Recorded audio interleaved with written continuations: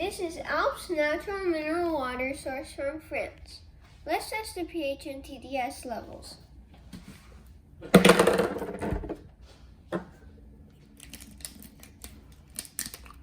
Let's pour some water in.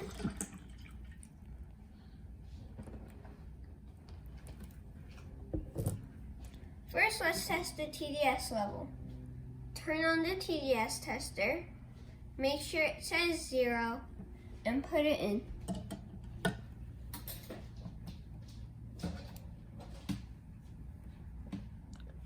(116).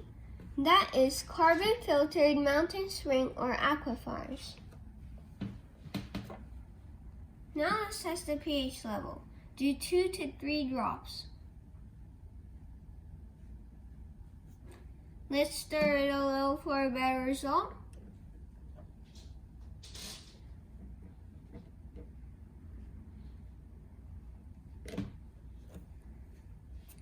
I give this an 8. This is alkaline water.